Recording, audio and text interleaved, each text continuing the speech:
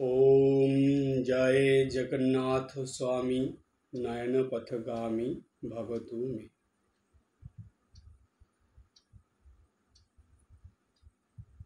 आषाढ़ मासेर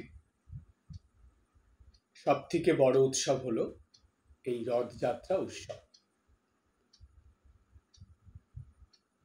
উড়িষ্যার শ্রীক্ষেত্র অর্থাৎ পুরীতে এই উৎসবের প্রধান স্থান। ধীরে ধীরে এই উৎসবের এত বিস্তৃতি ঘটেছে যে এখন সারা ভারতবর্ষে তো বটেই, এমনকি পৃথিবীর বিভিন্ন জায়গাতেও এই রথ উৎসব উদযাপিত হয়। এই রথ যাত্রা, রথ উৎসব, জগন্নাথ দেবের কথা নিয়ে অনেক কিছু শোনা যায়, অনেক কিছু জানা যায়। অধিকাংশ মানুষই তারা এ সম্বন্ধে বেশ ভালোই জানে। তাই সেই সব জানা প্রসঙ্গের মধ্যে না গিয়ে আজ একটা অজানা প্রসঙ্গের মধ্যে যাচ্ছি। জগন্নাথ মন্দিরে গেলে তিনটে বিগ্রহ দেখা যায়। মাঝে থাকেন জগতের নাথ জগন্নাথ দেব,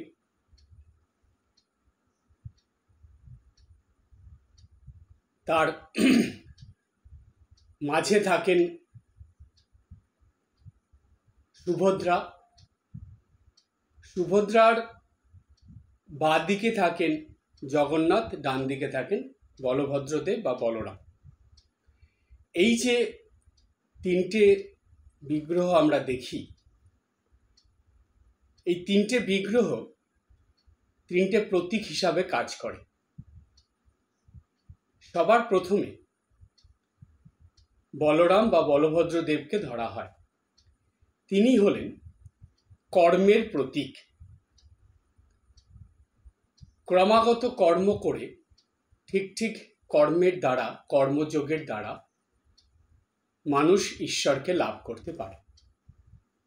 তাই কর্মের মধ্যে দিয়ে যে ভগবানের কাছে পৌঁছানো যায়, সেই প্রতীক হিসাবে বলরাম বা বলভদ্রদেব থাকে। মাঝে থাকেন সুভদ্রা, সুভদ্রা দেবী। তিনি হলেন কর্ম, তার সঙ্গে ভক্তি। কর্ম এবং ভক্তির প্রতীক হলেন সুভদ্রা দেবী। কেন?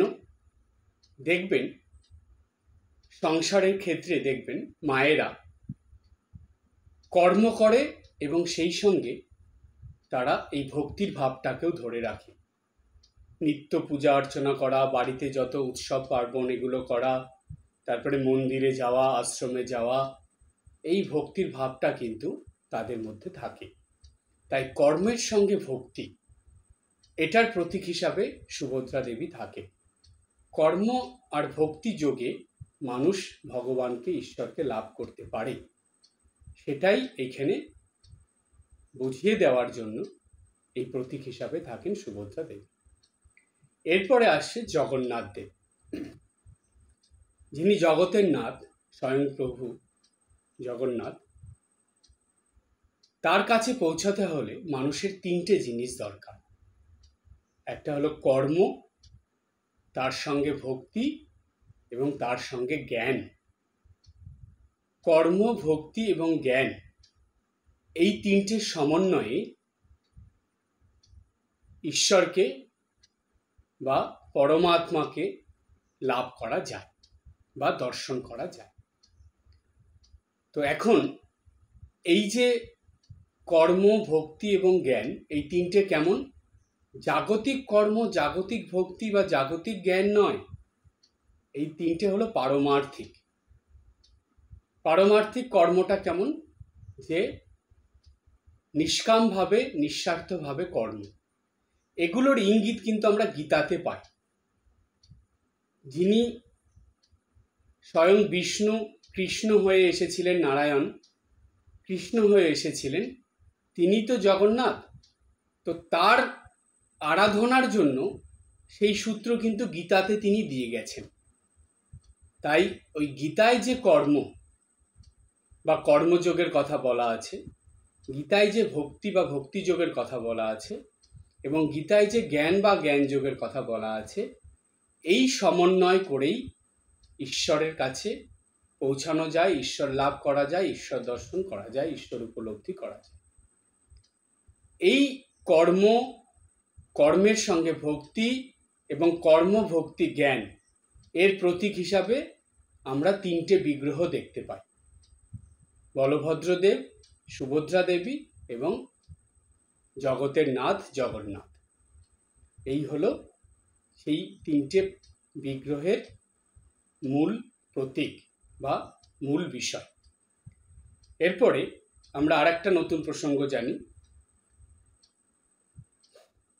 বেশিরভাগ মন্দিরে কি দেখা যায়, যে বিগ্রহ দু রকমের হয়, হয় মাটির হবে, না হলে পাথরের হবে, এছাড়াও আরও আছে কোনো ধাতুর দিয়ে হয়। কিন্তু এই কাঠের বিগ্রহ করে এত ধুমধাম করে পূজা এই জগন্নাথ দেবেরই প্রথম শুরু হয়েছিল। এই কাঠের বিগ্রহতে এইরকম ভাবে ঈশ্বরের আরাধনা, এটা জগন্নাথ মন্দিরেই দেখা যায়। দেখবেন এই জগন্নাথ বিগ্রহে কিন্তু কোনো ধাতব কিছু বা মাটির কিচ্ছু নেই, সম্পূর্ণটা কাঠের, তার সব কিছুই ওইভাবেই তৈরি। সুতরাং এটাও একটা নতুন জিনিস যে কাঠের তৈরি মূর্তিতে প্রাণ প্রতিষ্ঠা করে সেইখানেই ঈশ্বরের আরাধনা হয়। এরপরে আরেকটা নতুন প্রসঙ্গ যা বলি আপনাদের, সেটা হলো এই জগন্নাথ মন্দিরেই এমন একটা জিনিস আছে যেটা জানলে অবাক হতে হয়। যত মন্দির আছে আপনি সারা ভারতবর্ষে নয় সারা পৃথিবীতে দেখবেন, বেশিরভাগ মন্দিরগুলোতেই, প্রায় বলা যায় সব মন্দিরেই, ব্রাহ্মণ দিয়ে পূজা করানো হয়, ব্রাহ্মণ দিয়ে মন্দিরের কাজ হয়। বিশেষ করে পূজা তো ব্রাহ্মণ দিয়েই করানো হবে, ব্রাহ্মণ শরীরধারী মানুষ দিয়েই করানো হয়। কিন্তু জানেন জগন্নাথ দেবের কাছে সেইখানে একমাত্র জায়গা যেখানে জগন্নাথ দেবের অব্রাহ্মণ পূজারী থাকে, যারা অব্রাহ্মণ হয়ে জগন্নাথ দেবের পূজা সেবা করে। কেন জানেন? যেহেতু শবর জাতি থেকে এই নীলমাধব তাদের আরাধ্য দেবতা ছিলেন, সেইখান থেকে জগন্নাথের এই পূজার ব্যাপারটা এসেছে। তাই শবরদের বংশধররা বংশ পরম্পরায় এই জগন্নাথ দেবের পূজা সেবা করে যায়। সেই জন্য জানেন জগন্নাথ দেবের সেবাটা, পূজা, এমনকি জগন্নাথ দেবের ভোগ, তিনটেই ওই শবর জাতির যেই বৈশিষ্ট্যগুলো ছিল তারা যেভাবে করত সেগুলো এখনো পর্যন্ত ধরে রাখা হয়েছে। পরিবর্তন যে হয়নি তা না, পরিবর্তন কিছু হয়েছে কিন্তু খুব কম। সেটা সেই জগন্নাথ দেবের প্রথম থেকে শবর জাতিরা নীলমাধবের যেভাবে সেবা পূজা করতেন ঠিক সেই রকমভাবেই সেটা এখনো পর্যন্ত চলে আসছে। তাই জগন্নাথ দেবের সেবা পূজা এগুলো অব্রাহ্মণ পূজারী দ্বারা করা হয়। এরপরে আরেকটা নতুন ব্যাপার, অবাক করা জিনিস, ভারতবর্ষে যত মন্দির আছে বা সারা পৃথিবীতেই ধরুন, কোথাও দেখবেন না এই বছরে একবার করে মন্দির থেকে বিগ্রহকে বাইরে বের করে আনা হয়, তাকে নিয়ে মন্দিরের বাইরে এই উৎসব চলে, তাকে আবার অন্য জায়গায় রাখা হয়, সেইখানে তার সেবা পূজা চলে, আবার তাকে ফিরিয়ে আনা হয়। রাস্তার মধ্যে যেন একটা মানবের সমুদ্র হয়ে যায়, ভক্তগণের সেই ভক্তির সমুদ্র তৈরি হয়। এই রকম আর কোনো দেবতার মধ্যে বা কোনো দেবদেবীকে নিয়ে এই রকম উৎসব পৃথিবীর আর কোথাও নেই। কোনো মন্দিরের ওইখানে তো একেবারে স্থাপন করে দেওয়া হয় দেবদেবীদের, কিন্তু জগন্নাথ মন্দির এমন একটা মন্দির যেখান থেকে ভগবানকে ভক্তদের জন্য মন্দিরের বাইরে আনা হয়, যেখান থেকে ভক্তদের ভক্তি, বিশ্বাস, ভালোবাসা এবং সর্বোপরি ভক্তদেরকে কৃপা করার জন্য জগন্নাথ দেব এবং সেই সঙ্গে সুভদ্রা দেবী বলভদ্র দেবকে মন্দিরের বাইরে আনা হয়, তাদেরকে 2 কিলোমিটার নিয়ে যাওয়া হয়, ভক্তরাই সেটা টেনে টেনে ভগবানকে নিয়ে যান এবং আর এক জায়গায় রেখে সেখানে 7 দিন ধরে তার সেবা পূজা হয় এবং সেখান থেকে আবার মহা ধুমধাম আনন্দে তাকে ফিরিয়ে আনা হয়। একমাত্র এটা জগন্নাথ দেবের ক্ষেত্রেই হয়, কারণ তিনি জগতের নাথ। এই জগতের সবাইকে কৃপা করার জন্য তিনি বাইরে বেরিয়ে আসেন, ভক্তদের অকাতরে আশীর্বাদ কৃপা দান করার জন্য। তাই বলা হয় যে, একটা কথা শুনলে একটু অবাক হয়ে যাবেন আপনারা, যে জগন্নাথ মন্দিরের ভিতরে, জগন্নাথ মন্দিরের সেই রত্নবেদিতে জগন্নাথকে দর্শন করলে যে পুণ্য হয়, তার থেকে অধিক পুণ্য হয় যখন জগন্নাথ দেব এই রথের সময় মন্দিরের বাইরে রথে আরোহণ করে বাইরে বেরিয়ে আসেন। ওই রথের মধ্যে অধিষ্ঠিত জগন্নাথ দেবকে দর্শন করলে সেটা নাকি আরো বেশি পুণ্যের হয়। সুতরাং আপনারা সবাই এটা জানেন, অনেকেই রথযাত্রার সময় বা উল্টো রথে গিয়ে জগন্নাথ দেবকে দর্শন করেন। আপনারা এটা মাথায় রাখবেন, জগন্নাথ দেবের রথের দড়ি স্পর্শ করা তো খুবই পুণ্যের, কিন্তু কেউ যদি রথের দড়ি স্পর্শ করতে নাও পারেন, সেটা নিয়ে মন খারাপ করার কিছু নেই, কিন্তু অন্তত রথের উপরে জগন্নাথ দেবকে একবার ভালো করে দর্শন করবেন এবং তাকে খুব ভক্তি ভরে প্রণাম করবেন। এইটা যদি করতে পারেন, জানবেন আপনার রথ যাত্রা দেখা, রথ উৎসব দেখা সার্থক হয়ে উঠবে। আর জগন্নাথ দেবের চোখের দিকে তাকাবেন। কেন এটা বলা হলো, তার কারণ জগন্নাথ দেবের চোখ দেখবেন খুব বড় বড় হয়। আমাদের যত দেবদেবী পুজো হয়, এত বড় চোখ কোনো দেবদেবীর থাকে না, একমাত্র জগন্নাথ দেবেরই থাকে। সেই জন্য জগন্নাথ দেবের চোখের দিকে তাকিয়ে তাকে প্রণাম করতে হয় এবং তার কাছে ভক্তি, বিশ্বাস, ভালোবাসা নিয়ে তার প্রতি সম্পূর্ণ শরণাগত হয়ে যেতে হয়। তাই জগন্নাথ দেবের দৃষ্টিতে বলছে না যে বিক্ষণে মোহ যায়, এটা আমাদের খণ্ডন ভব বন্দনাতে স্বামী বিবেকানন্দ লিখেছিলেন ঠাকুরের বন্দনা করতে গিয়ে। কেন? শ্রীরামকৃষ্ণই হলেন স্বয়ং জগন্নাথ, তিনি নারায়ণ, তিনি বিষ্ণু, তিনি জগন্নাথ। তাই জগন্নাথ দেবের ক্ষেত্রে যে কথা, আমাদের ঠাকুরের ক্ষেত্রে একই কথা। প্রণাম করার সময় এটা আপনারা আজকে জেনে রাখুন, যখনই কোনো দেবদেবীকে প্রণাম করবেন, বিশেষ করে জগন্নাথ দেব, রামকৃষ্ণ দেবকে প্রণাম করবেন, তাদের চোখের দিকে তাকাবেন। তাদের দৃষ্টিতে বিক্ষণে মানে তাদের দৃষ্টিতে মোহ যায়, অর্থাৎ মানুষের জীবনে সব থেকে বড় বাধা হলো মায়া মোহ। এই মোহের বন্ধন কাটানো খুব কষ্ট, খুব কঠিন। কিন্তু দেবতাদের যদি প্রসন্ন দৃষ্টি, ওই বিক্ষণ যদি কোনো ভক্তের চোখের উপর পড়ে, তাহলে সেই ভক্তের জন্ম জন্মান্তরে জমে থাকা যে মোহ মনের ভিতরে রয়েছে, সেটা মুহূর্তের মধ্যে চলে যায়, কেটে যায়। সেই ভক্ত মুক্ত হয়ে যায়, তার সব রকম বন্ধন থেকে সে মুক্ত হয়ে যায়। তাই জগন্নাথ দেবের চোখের দিকে তাকিয়ে প্রার্থনা, প্রণাম করতে হয় এবং সম্পূর্ণ শরণাগত হয়ে যেতে হয়। আর একটা কথা বলে দিই, এটা মনে রাখবেন, যখনই কোনো দেবদেবীকে প্রণাম করবেন, মনের মধ্যে কোনো রকম অহংকার, গর্ব, হিংসা, বিদ্বেষ কিচ্ছু রাখবেন না।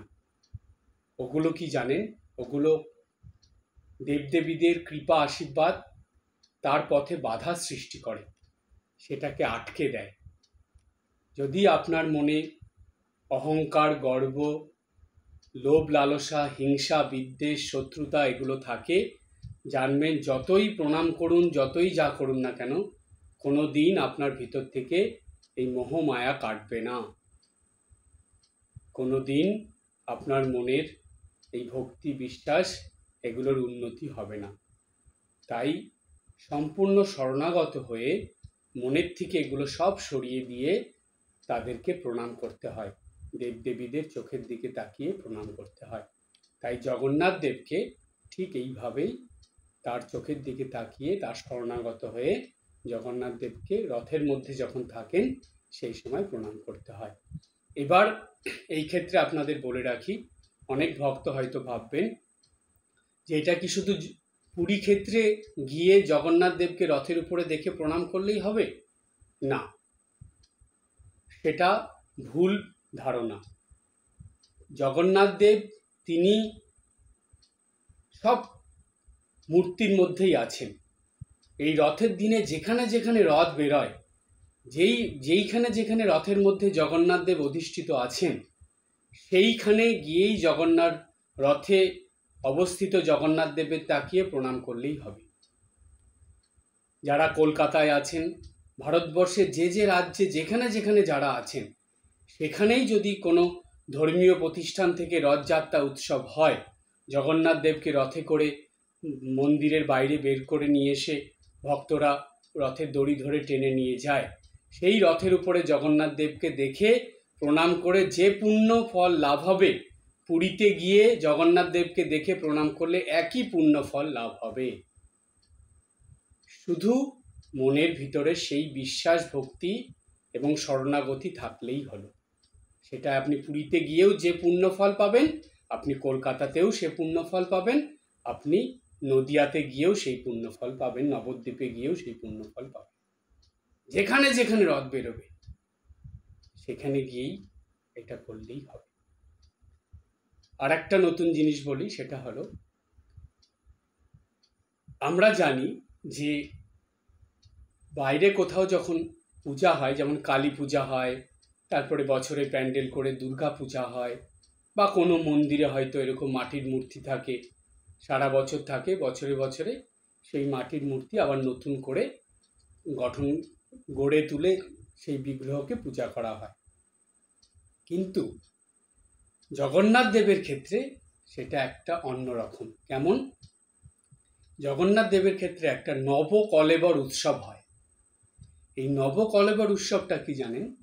এই জগন্নাথ দেবের পুরো বিগ্রহটা নতুন করে তৈরি হয়, নতুন করে তার সব কিছু হয়, নতুন করে প্রাণ প্রতিষ্ঠা, একদম মানে এই নবকলেবর উৎসব মানে আবার প্রভুকে নতুনভাবে এই মন্দিরে স্থাপন করা হলো, অর্থাৎ তার নতুন দেহ দেওয়া হলো। প্রভু এই দেহর থেকে আর এক দেহতে গেলেন। তার মানে কি জানেন? এই যে জগন্নাথ দেবের যে সেবাটা, এটা কেমন করে হয়? এটা ঠিক তাকে আমাদের সবার মঙ্গলের জন্য একজন দেবতা ভেবে, এবং সে মানুষের মধ্যে, ভক্তদের মধ্যে থেকেই তাদের মতনই তারও এরকম শরীর চলে যায়, নতুন শরীর ধারণ করে, মানুষের যেমন হয় ঠিক সেই রকম দৃষ্টিভঙ্গি, মনোভাব নিয়ে, সেই রকম বিশ্বাস নিয়ে নবকলেবর উৎসব করা হয়, যেটা নাকি পৃথিবীর আর কোনো দেবদেবীদের এইভাবে হয় না, যেটা একমাত্র জগন্নাথ দেবেরই হয়। তার কারণ কি জানেন? তিনি হলেন এই জগতের নাথ, তার এই জগতের অধিপতি তিনি, তার ইচ্ছাতেই এই জগৎ সংসার চলছে। তাই তার সেবা, তার পূজা, তার সব কিছুই অন্য সব দেবদেবীর থেকে আলাদা। অন্য সব দেবদেবীর সঙ্গে ইনাকে মিলানো যাবে না।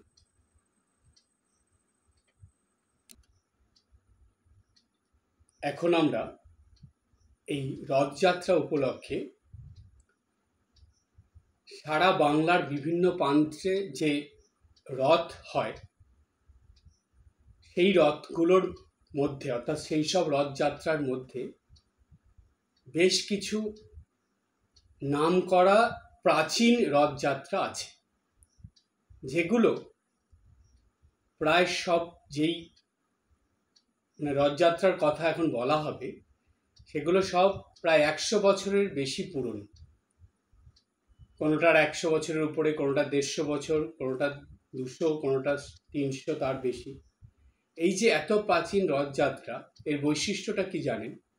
সেই যে তখন থেকে শুরু হয়েছে, তারপর থেকে আজও পর্যন্ত সেগুলো বন্ধ হয়নি, সেগুলো চলছে, বংশ পরম্পরায় চলছে।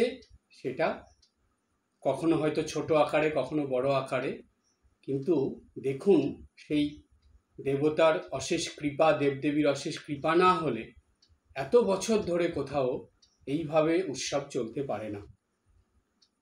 সবার প্রথমে আমরা আসব কলকাতার কথাতে, কেননা কলকাতা হলো এই কলিযুগের অবতার স্বয়ং ভগবান শ্রীরামকৃষ্ণদেব, তার লীলাক্ষেত্র বা লীলাভূমি। সেজন্য কলকাতার একটা আলাদা মাহাত্ম্য আছে, যেখানে জগৎজননী তিনিও গিয়ে ছিলেন, লীলা করেছেন। স্বয়ং শিব, যিনি স্বামী বিবেকানন্দ, তিনি তো কলকাতারই। তো ঠাকুর ভগবান এবার অবতার পুরুষ, তিনি কলকাতাটাকেই তার প্রধান লীলাক্ষেত্র হিসাবে বেছে নিয়েছিলেন। তাই কলকাতায় একটা আলাদা গুরুত্ব বা মাহাত্ম্য ভক্তদের কাছে সবসময় থাকে। সেই কলকাতার কিছু প্রাচীন রথের কথা বলব। বলা হয়, রথযাত্রা লোকারণ্য মহা ধুমধাম, ভক্তেরা লুটায় পথে করিছে প্রণাম। এই হলো রথযাত্রার আসল রূপ, যে রথযাত্রা লোকারণ্য মহা ধুমধাম, ভক্তেরা লুটায় পথে করিছে প্রণাম। সেই জগন্নাথ দেবকে সেই রাস্তার মধ্যেই শুয়ে পড়ে ভক্তেরা প্রণাম করে। কলকাতার যে প্রাচীন রথ উৎসব বা রথযাত্রাগুলোর উৎসব হয় বা রথযাত্রা হয়, তার মধ্যে সব থেকে প্রাচীন হলো সাবর্ণ রায়চৌধুরীদের রথ। এটা হলো বরিশাতে, বরিশার সাবর্ণ রায়চৌধুরী পরিবার। সেখানে 1719 সালে এই রথযাত্রা উৎসব শুরু হয়েছিল, 1719 সালে। তাহলে আপনারা এবার ভেবে দেখুন কত প্রাচীন এটা। সাবর্ণ রায়চৌধুরীদের রথ, বরিশা, কলকাতা। এরপরে আমি বিস্তৃত আলোচনার মধ্যে যাচ্ছি না, কেননা অনেকগুলো বলতে লাগবে, তাই প্রাচীনত্ব বলে কিছু বিশেষত্ব থাকলে সেগুলো বলছি। এরপরে আসছে কলকাতার আর একটা বিখ্যাত রথযাত্রা উৎসব, সেটা হলো চুনিমণি দাসীর ঠাকুর বাড়ির রথ। এটা হলো বউবাজার, কলকাতা। এটা হলো 127 বছরেরও বেশি পুরনো রথযাত্রা উৎসব। 3 নম্বরে আসে নীলমণিদের ঠাকুর বাড়ির রথযাত্রা উৎসব। সেটা হলো বউবাজার, কলকাতায়। এটা হলো 125 বছরের পুরনো রথযাত্রা উৎসব। 4 নম্বরে আসে যদুনাথ দত্তের ঠাকুর বাড়ির রথ। এটাও বউবাজার, কলকাতা। কলকাতার ওই বউবাজার অঞ্চলে বেশ কিছু জায়গায় এইরকম রথযাত্রা হয়, যেগুলো খুব বহু প্রাচীন এবং এখনো পর্যন্ত সেগুলো চলছে। তাই যদুনাথ দত্তের ঠাকুর বাড়ির রথ, বউবাজার, কলকাতা, সেটা হলো 123 বছরের পুরনো রথযাত্রা উৎসব। এরপরে বউবাজারে আরেকটা রথযাত্রা উৎসব হলো রামকানাই অধিকারীর রথযাত্রা উৎসব। এটা বউবাজার, কলকাতা। এটা হলো 150 বছরেরও বেশি প্রাচীন রথযাত্রা উৎসব। আর একটা বউবাজার, কলকাতার রথযাত্রা উৎসব, এটা হলো ধরবাড়ির রথযাত্রা উৎসব। বউবাজারে ধরবাড়ি বলে একটা আছে, ধরবাড়ি রথযাত্রা উৎসব। এটা হলো 200 বছরেরও বেশি পুরনো রথযাত্রা উৎসব। তারপরে আসে বউবাজারের আরেকটা, সেটা হলো গোকুল বড়াল স্ট্রিটের জগন্নাথ বাড়ি রথযাত্রা উৎসব। গোকুল বড়াল স্ট্রিট, জগন্নাথ বাড়ি, খুব নাম করা এই বউবাজারে। এটা সেখানকার রথযাত্রা উৎসব। এটা হলো 350 বছরেরও বেশি পুরনো এই রথযাত্রা উৎসব। এরপরে আসছে নীলমণি দাসের জগন্নাথ বাড়ি রথযাত্রা উৎসব। এটা হলো আমহার্ট স্ট্রিট। সেইখানে এই রথযাত্রা উৎসব শুরু হয়েছিল 1953 সাল থেকে, সেটা এখনো চলছে। তারপরে আসে রাজা রাজেন্দ্র মল্লিকের রথযাত্রা উৎসব, মুক্তারাম বাবু স্ট্রিট, কলকাতা। এটা শুরু হয়েছিল 1835 সাল থেকে। এরপরে খিদিরপুরের জগন্নাথ মন্দিরের রথ, এটাও খুব পুরনো। 1946 সালে এখানে জগন্নাথ মন্দির হয়, তারপর থেকে এই রথের উৎসব শুরু হয়। এরপরে হলো গড়িয়ার রথবাড়ি রথযাত্রা, কলকাতার গড়িয়াতে। এটা শুরু হয়েছিল 1903 সাল থেকে। তারপরে খুব বিখ্যাত নাম বললেই আপনারা সেটা বুঝে যাবেন, সেটা হলো বলরাম বসুর বাড়ি রথযাত্রা, বাগবাজার। এটাও বহু প্রাচীন, কিন্তু এর বিশেষত্বটা এমনই, যেখানে স্বয়ং ভগবান, যিনি স্বয়ং জগন্নাথ, তিনি গিয়ে সেখানে রথের দড়ি ধরে টেনেছিলেন। রথযাত্রা উৎসবে তিনি স্বয়ং সেই জগন্নাথ দেব বা স্বয়ং ভগবান, তিনি জগতের নাথ, সেখানে উপস্থিত ছিলেন, সেখানে ভক্তদের সঙ্গে লীলা করেছেন।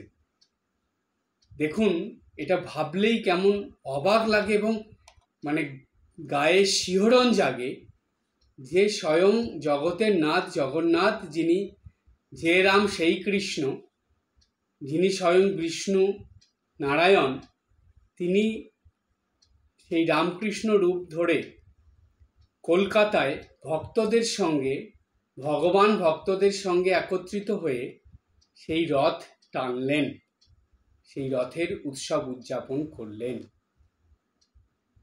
ঘটনাটা খুবই সাধারণ।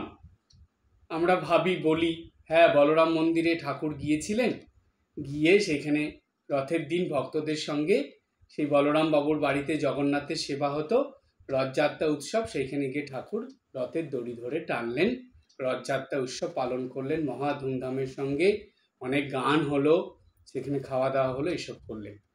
এটা হলো সাধারণভাবে চিন্তা করা, বলা, ভাবা।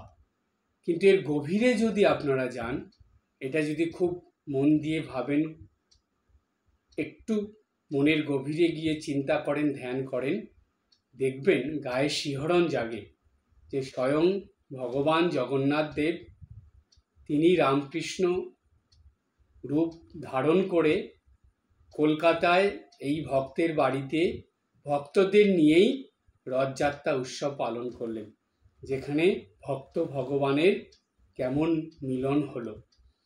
এই পুরীর জগন্নাথের রথযাত্রা যে সত্যি, ভগবান যে মন্দিরের বাইরে বেরিয়ে এসে ভক্তদের সঙ্গে রথযাত্রা উৎসব পালন করে, এমনকি একটা কথা শোনা যায় যে স্বয়ং ভগবান জগন্নাথ দেব ভক্তের বেশ ধরে ভক্তদের সঙ্গে নাকি রথের দড়ি ধরে টানেন।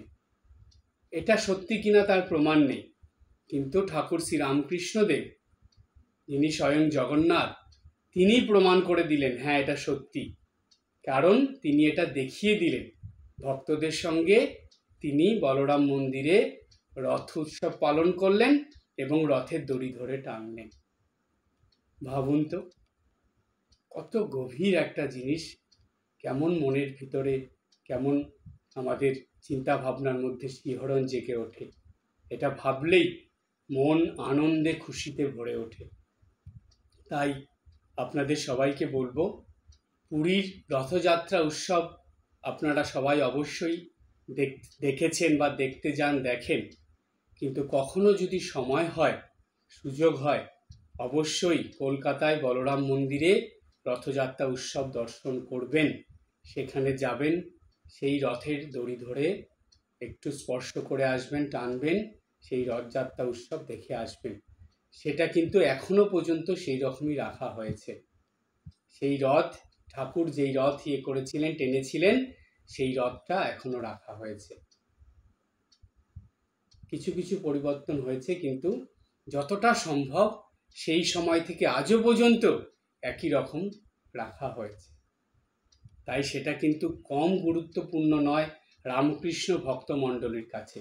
এটা আমি অন্য ভক্তদের কথা বলছি না, অন্য মানুষদের কথা বলছি না, আমি বলছি রামকৃষ্ণ ভক্তমণ্ডলীর সকল ভক্তদের জন্য, যে কলকাতার বলরাম মন্দিরে, বাগবাজারে বলরাম বাবুর বাড়িতে বলরাম মন্দিরে যে রথযাত্রা হয়, সেখানে স্বয়ং ভগবান, স্বয়ং জগন্নাথ দেব তিনি নিজে হাতে ভক্তদের সঙ্গে রথ টেনে গেছেন। এটা কি কম ব্যাপার বলুন তো?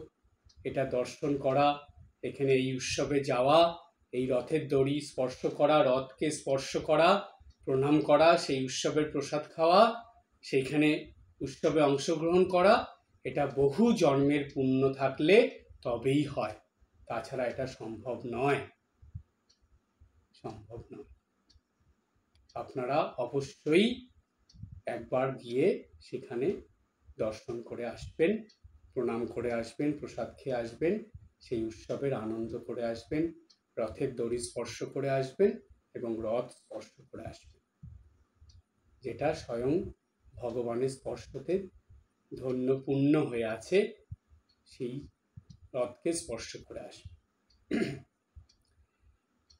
এরপরে আমরা একটু বাইরে যাব, কলকাতার বাইরে বাংলায় খুব বিখ্যাত রথ হলো মাহেশের রথযাত্রা। সেটা কোথায়? শ্রীরামপুর, হুগলিতে। সেইখানে বলা হয় যে নীলাচলে পুরুষোত্তম জগন্নাথ নাম, সেই নাম প্রকট হয় মাহেশের ধাম। নিত্য পূজা, নিত্য ভোগ, নিত্য শাস্ত্র পাঠ, ভক্তজনে জানে তাই মাহেশ শ্রীপাঠ। অর্থাৎ এই মাহেশের রথ কিন্তু কম নয়, এটা জগন্নাথের রথের পরেই মাহেশের রথের স্থান।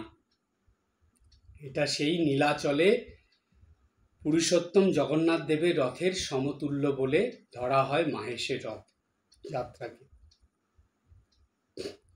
এইখানে এই রথযাত্রা বহু পুরনো এবং এর অনেক ঘটনা আছে। সেই মাহেশের রথযাত্রা নিয়ে অনেক বর্ণনা আছে, তো আজকে আর সেই প্রসঙ্গে যাচ্ছি না, যেহেতু সময় কম, তাই আর একটা প্রসঙ্গে যাই। এরপরে খুব নামকরা রথ হলো গুপ্তিপাড়ার রথযাত্রা, হুগলি। হুগলিতে গুপ্তিপাড়ায় একটা রথ উৎসব হয়, সেটা 1740 সালে শুরু হয়েছিল, কত পুরনো দেখুন। এরপরে আসে নদিয়া জেলায় নবদ্বীপের রথযাত্রা। নবদ্বীপে জানেন যে ভগবান শ্রী চৈতন্যদেবের জন্মস্থান, যিনি তার লীলাক্ষেত্র হিসাবে পুরী ক্ষেত্র বা শ্রীক্ষেত্রকে বেছে নিয়েছিলেন এবং সেখানে গিয়ে তিনি জগন্নাথ দেবের মধ্যে তার আরাধ্য দেবতা কৃষ্ণের দর্শন পেয়েছিলেন। সেই নবদ্বীপ ধামে, সেই মহাপ্রভু চৈতন্যদেবের ধামে রথযাত্রা উৎসব হয়, সেটাও বহু প্রাচীন, বহু পুরনো। 1797 সালে শুরু হয়েছিল সেখানে রথযাত্রা। এরপরে মেদিনীপুরে আসবো আমরা। মেদিনীপুরে একটা খুব নামকরা রথযাত্রা আছে, সেটা হলো মহিষাদলের রথযাত্রা, পূর্ব মেদিনীপুর। এটাও খুব প্রাচীন, 1976 সালে এখানে রথযাত্রার উৎসব শুরু হয়েছিল। এরপরে আমরা যাব মুর্শিদাবাদে। মুর্শিদাবাদে কান্দির রথযাত্রা, মুর্শিদাবাদ, এটা খুব নামকরা কান্দি। সেইখানে 1150 থেকে সন 1150 থেকে 1160-এর মধ্যবর্তী সময়ে এইখানের রাজাদের উদ্যোগে রথযাত্রার প্রচলন বা উৎসব শুরু হয়েছিল, বহু প্রাচীন, এটা খুব নামকরা। এরপরে মুর্শিদাবাদের লালগোলার রথযাত্রা, এটাও খুব বিখ্যাত, এটাও বহু প্রাচীন রথযাত্রা, মুর্শিদাবাদের লালগোলায় যেটা হয়। তারপরে আসছি আমরা মুর্শিদাবাদে আরেকটা জিয়াগঞ্জের সাধকবাগের রথযাত্রা, এটা মুর্শিদাবাদের খুব নামকরা, এটা 277 বছরের প্রাচীন রথযাত্রা। এরপরে আমরা আসবো বর্ধমানে। বর্ধমানের কুলিন গ্রামের রথযাত্রা, পূর্ব বর্ধমান, এটাও খুব প্রাচীন, এই কুলিন গ্রামের রথযাত্রা খুব নাম করা এখানকার রথযাত্রা উৎসব। তারপরে বর্ধমানের, পূর্ব বর্ধমানে আর এক জায়গায় খুব নাম করা রথযাত্রা উৎসব, বহু প্রাচীন, সেটা হলো দিগনগরের রথযাত্রা উৎসব। 24 পরগনার নন্দীবাড়ির রথযাত্রা জয়নগর, দক্ষিণ 24 পরগনায় হয়, সেই রথযাত্রা উৎসবও খুব প্রাচীন। হাওড়া জেলায় আন্দুলের মহিয়ারির রথযাত্রা, এটাও খুব প্রাচীন, খুব নাম করা রথযাত্রা উৎসব হাওড়াতে। হাওড়া জেলা আর এক জায়গায় হয় কদমতলার বাদুড়ি পরিবারের রথযাত্রা, এটাও খুব প্রাচীন, 400 বছরেরও প্রাচীন এই রথযাত্রা উৎসব। কদমতলার বাদুড়ি পরিবারের রথযাত্রা উৎসব হাওড়া।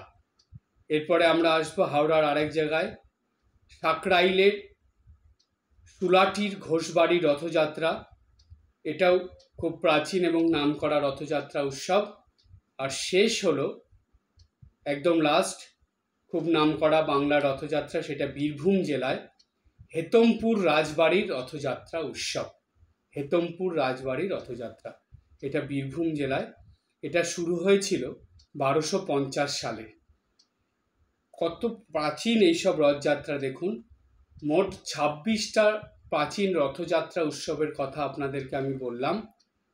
এগুলো যতগুলো রথযাত্রা উৎসবের কথা বলা হলো সারা বাংলা জুড়ে 26টা রথযাত্রা উৎসব, যেসব রথযাত্রাগুলো 100 থেকে 150, 200, কোনোটা 300, 400 বছরের পুরনো রথযাত্রা, এবং যেদিন থেকে শুরু হয়েছে তারপর থেকে বন্ধ হয়নি, প্রতি বছর চলছে, সেটা আজও পর্যন্ত চলছে।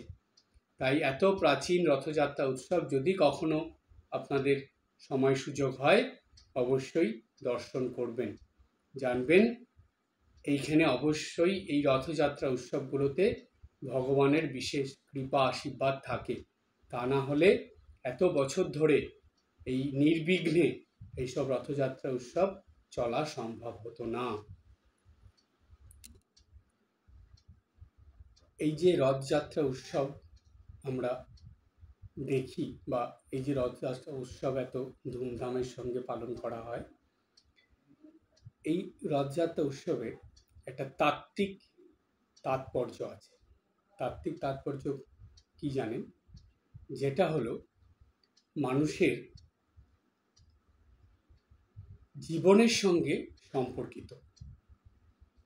এটা অবাক লাগে শুনে যে এই রথযাত্রা উৎসব, রথের এই ব্যাপারগুলো আবার মানুষের তার জীবনের সঙ্গে বা মানুষের শরীরের সঙ্গে সম্পর্কিত। বলছে হ্যাঁ, কেমন? বলছে এটা কঠোপনিষদে বলা আছে। কঠোপনিষদে বলছে আত্মানাম রথিনাম বিদ্ধি শরীরম রথমেবতু বুদ্ধিং তু সারথিং বিদ্ধি মনো প্রগ্রহম এবচা ইন্দ্রিয়াণি হয়ানাহু বিষয়াংস্তেষু গোচরন আত্মেন্দ্রিয় মনোযুক্তম ভক্তিত্যাহুর মনীষিণঃ। কথাটার মানে কি? এর তাত্ত্বিক ব্যাখ্যাটা কি? বলছে এর অর্থ হলো এই যে মানব শরীর বা এই যে জীবের শরীর, এই জীবের শরীর হলো রথ, মানবের শরীর হলো রথ। এই রথের মধ্যে যে জীবাত্মা আছেন, বা যেটাকে আমরা আত্মা বলি বা পরমাত্মা বলি, তিনি হলেন রথস্বামী। ভগবান স্বয়ং নিজ মুখে বলে গেছেন, গীতাতে আমরা পাই যে প্রত্যেকটা মানুষের হৃদয়ে ভগবান বাস করেন। তাহলে এই শরীরটা যদি রথ হয়, তার মধ্যে অর্থাৎ হৃদয়ে ভগবান আছেন, তাই তিনি হলেন রথস্বামী। এবার বলছেন যে বুদ্ধিটা হলো রথের চালক বা সারথি, আর মন হলো সেই রথের লাগাম। কত সুন্দর দেখুন, আমাদের শরীরটা হলো রথ, রথের ভিতরে মনে বসে আছেন রথস্বামী, যিনি আমার ইষ্ট বা আত্মা, পরমাত্মা ভগবান তিনি আছেন রথস্বামী হয়ে। তারপরে যে বুদ্ধি সেটা হলো রথের চালক, অর্থাৎ বুদ্ধি মানুষকে বা মানুষের দেহকে চালিত করে, সেটা হলো রথের চালক। এই বুদ্ধি হলো চালক বা সারথি। আর এই যে মন হলো এই রথের লাগাম, অর্থাৎ আমাদের যে পঞ্চ ইন্দ্রিয় আছে এগুলো মনের সঙ্গে যুক্ত থাকে। তাই মনকে সংযম করলে বা মনকে কন্ট্রোল করলে, মনকে নিজের আয়ত্ত করলে এই ইন্দ্রিয়গুলোকে সংযম করা যায়, নিজের আয়ত্ত করা যায়। তাই মনকে লাগাম বলা হলো। যেমন লাগাম টেনে ধরলে ঘোড়া সংযত হয়ে যায় বা ছুটতে ছুটতে থেমে যায়, ঠিক তেমনি এই পঞ্চ ইন্দ্রিয়গুলো ক্রমাগত ছুটছে বহির্মুখী হয়ে বাইরের জগতের দিকে। আর মন তাদের সঙ্গে যুক্ত আছে, তাই মনকে বা মনরূপ লাগামকে যদি টেনে ধরা যায় তাহলে ইন্দ্রিয়গুলো ছোটা বন্ধ হয়ে যাবে। তারা আর বহির্মুখী না হয়ে বাইরের দিকে না ছুটে অন্তর জগতের দিকে চলে আসবে, অর্থাৎ যেখানে রথস্বামী আছেন সেইখানে তারা এসে যাবে। আর এইটা একমাত্র ওই মন রূপ লাগামের দ্বারাই বুদ্ধি সে সারথি হয়ে এই কাজটা করতে পারে। এই রথের অশ্ব হলো এই জীবের ইন্দ্রিয়। এই যে ইন্দ্রিয়ের কথা বললাম এগুলো হলো পঞ্চ ইন্দ্রিয়, হলো পাঁচটা রথ। এই ইন্দ্রিয়গুলো পাঁচটা ঘোড়া, অশ্ব। এই অশ্বগুলো হলো পঞ্চ ইন্দ্রিয়। তো সেগুলো এই রথকে চালিত করে নিয়ে যায়, অর্থাৎ দেহরূপ রথকে চালিত করে বা টেনে নিয়ে যায় এই পঞ্চ ইন্দ্রিয়। এই পঞ্চ ইন্দ্রিয়ের যে বিষয়গুলো বা ইন্দ্রিয়ের যে বিষয়গুলো সেগুলো হলো রথের পথ। এই যে রথটা ছুটছে বা চলছে, কোন পথে চলছে, কোন পথে যাবে, এই ইন্দ্রিয়গুলো এক একটা পথ তৈরি করে। যেমন দর্শন ইন্দ্রিয়, শ্রবণ ইন্দ্রিয়। তো এই যে ইন্দ্রিয়গুলো আছে, এইসব ইন্দ্রিয়গুলো এক একটা পথ, ওই পথ ধরে রথ চলতে থাকে। তো জ্ঞানী ব্যক্তি যারা পণ্ডিত, সেই সব জ্ঞানী পুরুষরা তাদের বিচারে বা তাদের চোখে এই শরীর, ইন্দ্রিয় আর মনযুক্ত জীবাত্মাই হলো ভোগকর্তা। কারণ শরীর, ইন্দ্রিয় আর মনের সঙ্গে এই জাগতিক ভোগের সম্পর্ক থাকে। আমরা যদি সবার আগে ইন্দ্রিয়কে সংযত করতে চাই তাহলে তার আগে মনকে সংযত করতে হবে।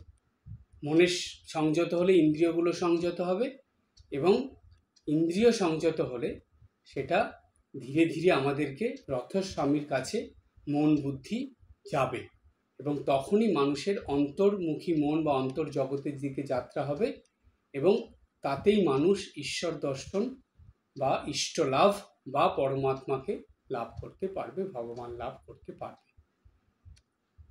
এইখানে কঠোপনিষদে আর একটা প্রসঙ্গ আছে। বলা হয় যে ভগবান যেন হিংসা করেই মানুষের এই ইন্দ্রিয়গুলোকে বহির্মুখী তৈরি করেছেন। জন্মের পর থেকেই এই ইন্দ্রিয়গুলো সমানে বহির্জগতের দিকে ছুটতে থাকে, কিছুতেই অন্তর্জগতের দিকে আসে না। এগুলোকে মনের দ্বারা সংযম করে রাস টেনে ধরে, লাগাম টেনে ধীরে ধীরে বহির্মুখ থেকে অন্তর্মুখী করতে হয় বা বহির্জগৎ থেকে অন্তর্জগতে আনতে হয়। আর সেটাতে বুদ্ধি সাহায্য করে, এবং এই মন, বুদ্ধি এবং ইন্দ্রিয় সংযমের দ্বারাই সেটা ঈশ্বরের কাছে নিয়ে আমাদেরকে পৌঁছে দেয়। অর্থাৎ মানুষ তখনই অন্তর্জগতে যে ভগবান এই রথের মধ্যে অধিষ্ঠিত হয়ে আছেন সেটা অনুভব করে এবং তাকে দর্শন করে তাকে লাভ করে। এই হলো রথের তাত্ত্বিক তাৎপর্য। এই জন্যই মানুষের শরীরের এই কথা ভেবেই জগন্নাথ দেবের নবকলেবর উৎসব হয়। মানুষের যখন নাকি জাগতিক থেকে মানুষ আধ্যাত্মিকে আসে তখন নতুন জন্ম হয়। দেখবেন যখন আপনাদের দীক্ষা হয়েছে, তখন ভক্তদের কোনো মানুষের দীক্ষা হয়, তখন বলা হয় সে একটা নতুন জন্ম পেল। কেন কেন নতুন জন্ম বলা হয়? কারণ সে জাগতিক থেকে আধ্যাত্মিকতায়, অর্থাৎ বহির থেকে অন্তরে, বহির জগৎ থেকে অন্তর্জগতে যাওয়ার জন্য তার নতুন জন্ম হলো। এটাই হলো দীক্ষার মূল কারণ, যে আমরা তখন নতুন জন্ম, নতুন শরীর, নতুন মন বুদ্ধি দিয়ে ক্রমাগত বহির্জগৎ থেকে নিজেদের সরিয়ে এনে এনে অন্তর্জগতের দিকে যাত্রা করব। এই গুরুত্বপূর্ণ তাৎপর্য এই রথযাত্রার উৎসবের মধ্যে যুক্ত আছে। আজ এই পর্যন্ত। সবাই ভালো থাকবেন, হাসি খুশি আনন্দে থাকবেন। ওম শান্তি শান্তি শান্তি। হরি ওম তৎসৎ। শ্রীরামকৃষ্ণার্পণমস্তু। ওম জগন্নাথ স্বামী নয়নপথগামী ভবতু মে।